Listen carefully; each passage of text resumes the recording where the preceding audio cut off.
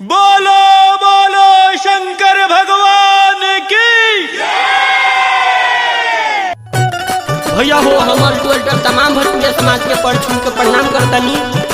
आई देखिए सावन के कौन महीना में माता गौरा बाबा भोलेनाथ से का कहतरी और काना भाव में कहतरी। आइए अल्टारवा की आवाज में सुनी जा।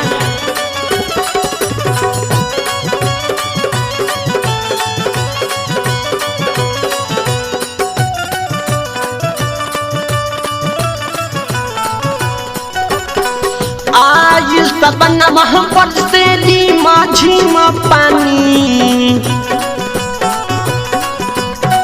आई सबन महापर से दी माझी पानी। सुनिए स्वामी जी, सुनिए स्वामी जी, राउर चुवता पालानी। सुनिए स्वामी जी, राउर चुवता पालानी। सुनिए स्वामी जी, आई सबन महापर से दी माझी पानी, आई समन महापर से दी माझी पानी।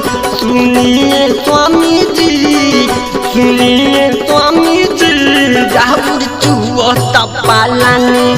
सुनिए स्वामी जी, राउर चुवता पालानी।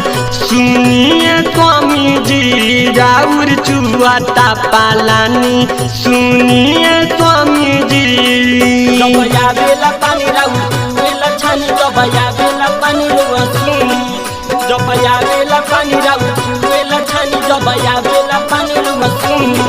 देखी पढ़ो काटे मोर परेशानी भोला जी रुआ सुनी, देखी पढ़ो काटे मोर परेशानी भोला जी रुआ सुनी।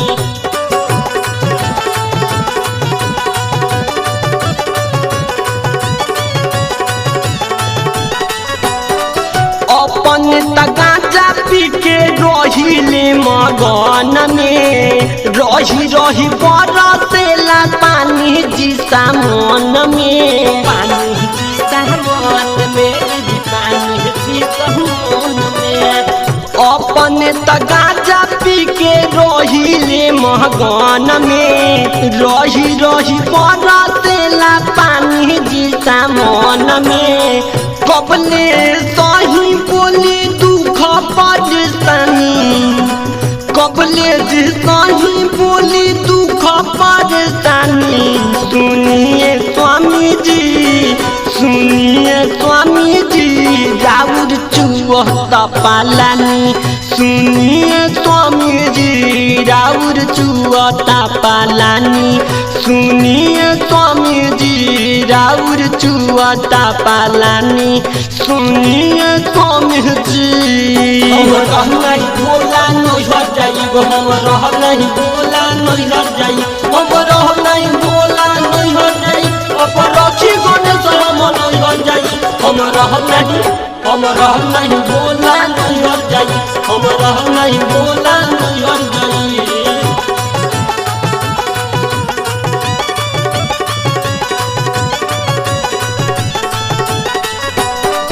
जिंदगी हमार कोइले बानी बेहाल जी, सारा संसार के दिहानी महल जी, दिहानी महल जी, दिहानी महल जी। जिंदगी हमार कोइले बानी बेहाल जी, सारा संसार के दिहानी महल जी।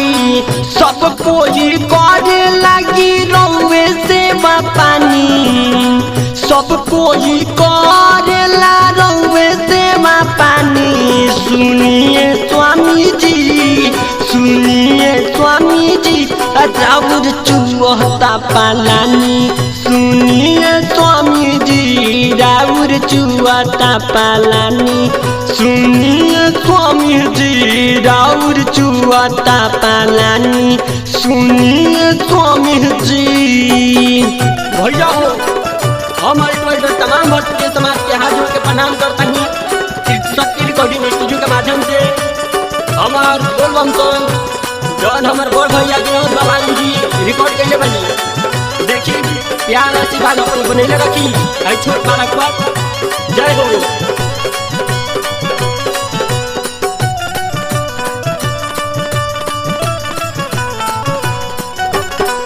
देव घर जाके रउआ दिही दादा तानामा जुटल सबे देखी ले के कामरवा के कामरवा के कामरवा देव घर जाके रउआ दिही दादा तानामा जुटल सबे देखी ले के कामरवा अल्टो रह करदा के बना दीना जिज्ञानी राजकुमार अल्टर के बना दीना जिज्ञानी सुनिए स्वामी जी